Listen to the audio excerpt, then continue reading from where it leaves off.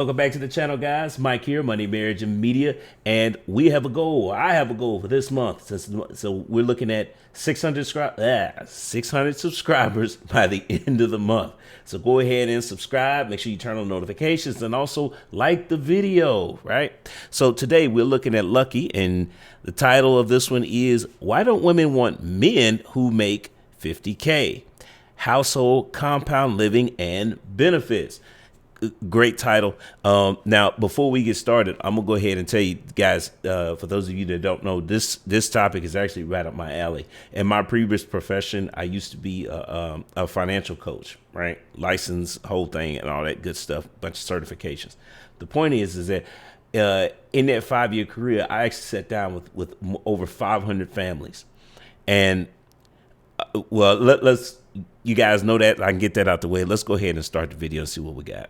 In Huntsville stated that she left her man that was everything right for her, but she left him because he was not making enough money. Now, before we get all into that, hey, 123 kid, y'all please take care of the moderators in the chat. A little bit trolling, so make sure it's at a minimum. Let me turn this light on.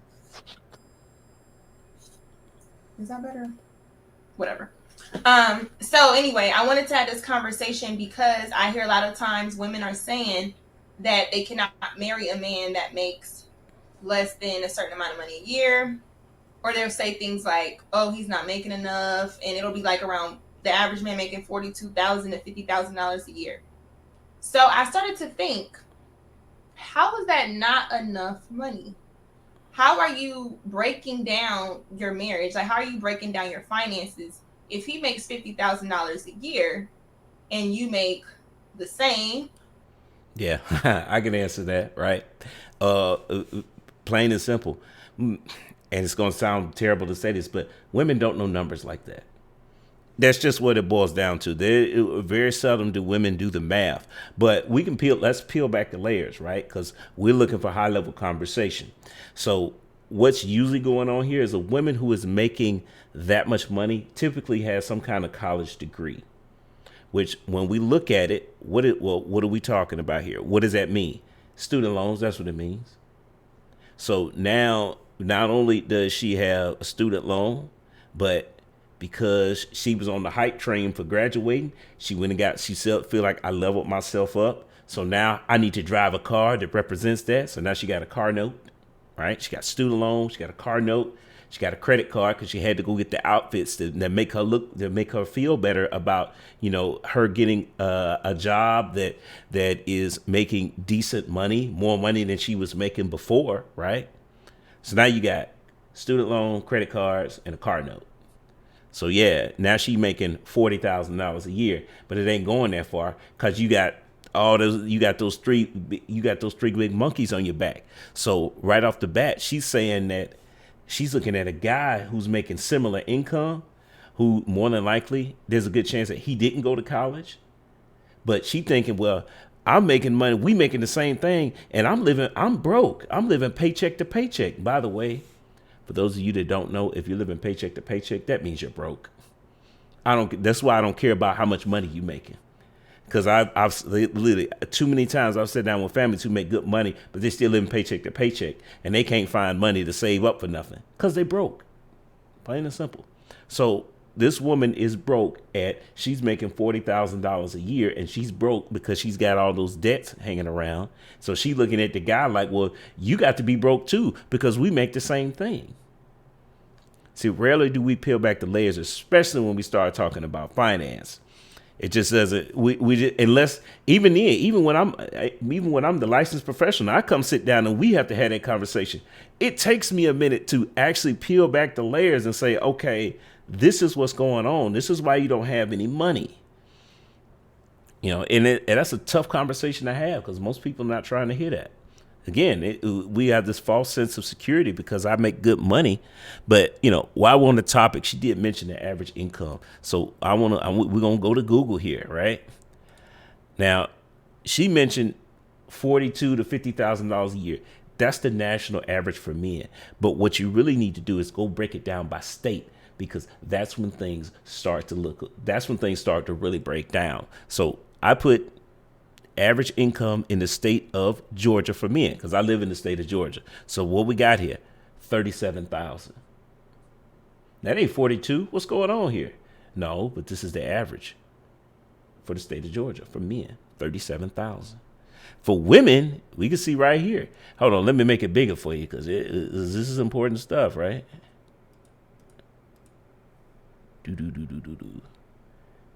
25,000. So preferences, and keep this in your mind, ladies and gentlemen. This is what the average people are making. Yeah. How have they come up with this 50,000 number? The 50,000 number includes other individuals who are making an exorbitant amount of money. Their income factors in with everyone else making 30,000, and it gets brought down to 50. You see how that works? So this whole notion that, that's why you look at Kevin Samuels' content and these women are really delusional because, no, most people are not making income like that. It's not realistic, right? The other thing you have to preference it with is you have to be careful about where you live at. If you live in a major metropolitan urban city, yes, you're making more money, but it's just, people still living paycheck to paycheck, which means they're broke. So look, let's get back to the video because we set this up pretty good. So let's keep going. Or let's say you make 30. That is a combined household of around 8 to 10. Well, I'm not gonna do it a month, but yeah, like around 8 to 10,000 a month, or 6 to 10,000 a month, depending on you guys' expenses. So if it's $50,000 a year, that's about what, $25 an hour. Hey, yes. So I am gonna bring somebody up right now, and then I'll drop him off because I know he has to go. So Tommy B, I'll bring you up, and then we can react to this video. Oh, there's a reaction. Hey, I know you've been waiting on me, but yeah, no, it's all good. I'm just running around here getting the kids ready. We running late anyway. Yeah, so I know you got like 30 minutes for me, huh? No, I'm good. I mean, cause I still gotta drive up there and stuff, so I could kick it all the way till I get up there.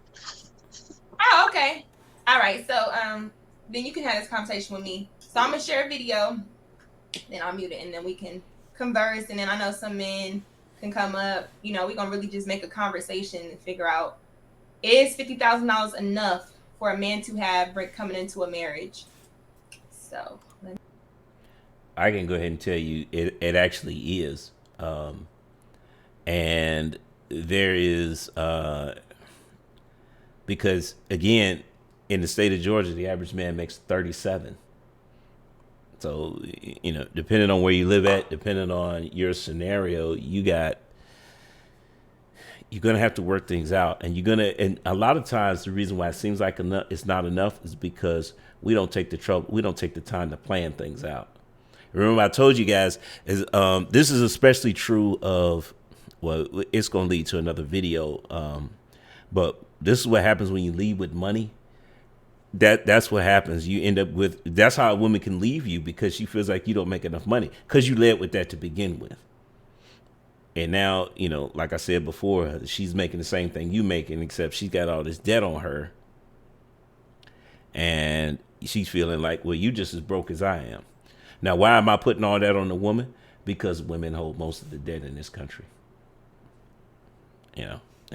Again, but I kind of want to skip ahead because let's get some genuine conversations. I don't want to see a reaction. This genuine conversations from real people. It's important to them, and because it's like females like this is really what makes dudes scared to like get married, because you see this a lot where everything is good, you think you're doing everything right, and then this whole the grass is greener on the other side type of deal is. And for the dude, I mean, if you listen to her, it's damn near nothing he could do. I'm wondering what he was doing, working that long and not making no bread. That's kind of crazy to me. But do you think she meant like resources because she couldn't do, like, maybe she could do the things that was needed? Y'all like my video, by the way. Can y'all check my lights? Where's 1, 2, 3? Yeah, check those likes. Who else? I think Mandrell, do you Like have this a wrench? video. Okay. TR baby, I know he has a wrench. But what I heard was that he made enough to pay the bills, right? And maintain her regular living, but she probably wanted more. So if a woman wants more, should she express that with the man that can't give her more, or should she figure out how to add more to the relationship financially since she's the one who wants it? What do you think?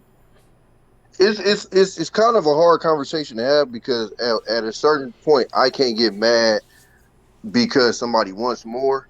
But at the same time, it's like if we started this together and if he working the way that she said he working, I don't know what else the man could do. But like I said, I mean, I don't know where he working at. If he working that many hours and he still ain't, bringing in no money, I don't know. Maybe it's the way that they handle their finances or whatever. Because The majority of the time, that's what it is. The way people handle their finances is just not smart. Um, People have to be told how to budget. And even then, it's like when I'm sitting down with people, most times they don't want to hear that because a lot of times what happens is that there are other priorities that need to be taken care of, and people just want to get to the excess. A lot of times, people are depressed about their finances, and that's how you end up with frivolous spending because they're trying to counteract that depression that they're going into by retail therapy, basically. I mean, and it's both men and women, and a lot of times they don't even align with what they're spending money on. It's just, it's like two blind people fighting in the dark. But this is why I always recommend you need to sit down with a licensed professional. Finances should be a part of marriage counseling if you don't understand, if you haven't made a plan for that to start with. Now, personally, what I think should happen is the men need to have a financial game plan already. Part of being a leader is creating the environment in which your marriage is going to be based in, which means that, yeah, you need a budget. Yeah, you need financial goals. Again, if you're not leading with money, these things tend to be easier conversations to have. And very rarely is a woman going to leave you because you're not making enough money. Why? Because again, it's a balancing act. Relationships are all about balance. If you focus on things that make you attractive to women that don't hover around money, money still needs to be there. Again, you need to be working a full-time job, and you need to have some kind of career path, right? But if you're leading with the dime, we talked about this before, discipline, integrity, morals, and ethics. If you're leading with those four things, then a lot of times the money situation as long as you have a game plan, most women are going to be willing to work with that. And then again, is it going to be perfect? No, because it's going to start to fall apart. But that's where the plan comes in, because now we can get recentered and get back on plan and get back on track. Most of the time, when women leave you because of financial issues or financial ineptitude, is because you don't really have a plan. And you'll hear the guy talking about, I'm always working. Always working doesn't mean anything. It doesn't. There's plenty of jobs out here where you can go work an extra 15 hours of overtime and it turned out not to be that much money because, taxes and all that good stuff. But the point is that you need a plan, and it needs to be able to both of you guys need to be able to follow it. Now, the hard part comes in is that if you're not married, that's when it gets tough, because your plan shouldn't include her. You're not married. if you're working that long, as many hours as she's saying he working, you should be getting a pretty good amount of money. All right, Mandra, I just gave you a wrench. That's what I think, because how are y'all spending, and where do you live? That's just kind of like. See, I'm glad she brought that up because that matters. And I already talked about that. I don't care how much money you making, because again, you living paycheck to paycheck. That's irrelevant. You're broke. And most times it has to do with the spending, not the income part. what I wanted That's to. a huge part of it because I know a lot of people that make decent money, and I got a partner. He since I'd have been out here with him, he done got probably 5 or 6 raises, and it's literally the same money problems as he had before. Because every time he gets a raise, his spending habits go up, and it matches the raise, which is a huge problem a lot of people have in this country. Facts. All right, Sean is here to add to the conversation because this is a gentleman's lounge. It's a gentleman's lounge. Hey, Chantel. All right, let's keep it going. Let's keep it going. Let me put the video back up, y'all. Because I want to. Okay. We're gonna pause it here. Shout out to Lucky for having this conversation, because a lot of times people don't like to talk about their finances, but we need more conversations like this, because again, the woman who's telling this story about that they're reacting to, I've seen this too many times about, a lot of times when I sit down with families, they have unrealistic expectations. They want to, they want to buy the luxury cars, and they think that I'm going to help them do that. And I'm like, no, you're $30,000 in debt. You need to take care of that first before you're talking about buying another car. You might need to sell the cars that you have and get something cheaper just so you can get out of debt. Because again, first off, I'm gonna say is that I've said this in previous videos, but be careful who you take financial advice from. If you sit down with a licensed professional and they're not talking about net worth, you need to go find somebody else, because a lot of that stuff is a lot of the financial talk gets placated to people who have these unrealistic dreams. But look, I'm gonna go ahead and break this down real quick, because Lucky, this was a great conversation starter. Shout out to you. But at any income level, because again, I told you in the state of Georgia, average man's making 37, average woman's making 25. Well, 37 plus 25 is over 60, right? So what should happen is that if you're in a traditional relationship, right, where the man is the lead, right, and the woman is his helpmate, 100% of the guy's income needs to go to lifestyle. That's bills, the bills and food, shelter, the four walls, food, shelter, clothing, etc. Right? Now, half of the woman's income needs to go to lifestyle. So in our example, let's say that he is making 36 and she's making 24. Okay, well, 36 plus 12, which is half of her income, is 48. So now they're going to live off $48,000 a year. The other 12,000 from her income needs to be used to pay down debt. Get rid of your credit cards. You need to pay that stuff off. You need to pay off your car notes, your student loans. All that stuff needs to go. Okay. So, because again, all debt does is bring down your net worth. That's all it does. All right. We can preface this, guys. Go check out my money playlist if you want to understand more about this stuff. But after the debts are paid off, that $12,000 a year, that goes to retirement. We hadn't discussed anything else. Oh, no, I'm sorry. It goes to an emergency fund first, a 3 to 6 month emergency fund, so that when something happens, somebody lose their job, now you got something to cover you until you can get something else going, right? But then after that, then you start bringing in retirement.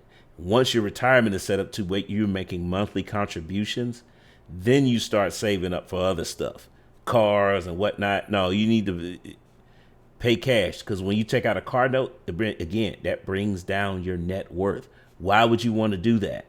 I don't know. People do it all the time, though. But look, guys, this is a great video. We're definitely going to be coming back to Lucky, because she has thought captivating topics like this. Yeah, high level conversations.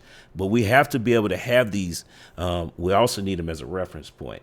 Because why? Because the gender war is dumb, right? We're going to sit here going back and forth. And we got more topics coming, but this is a particular one that often leads, that we don't talk about enough. It's part of the gender war, but it's that part that's unseen, and it leads to a lot of other back and forth that nobody ever talks to. So in summary, guys, lead with the dime. Because then you ain't got the, because then if whoever you end up with, the woman that you choose is going, she's with you because of your character, not with your wallet, or not with you because of your potential earning. But yeah, I'm gonna say ghost to the next time. Peace. Thanks for making it to the end of this video. But do me another favor, like and subscribe, but also check out these here. Either subscribe or watch videos, one or the other. I don't know which side, but hey, all right.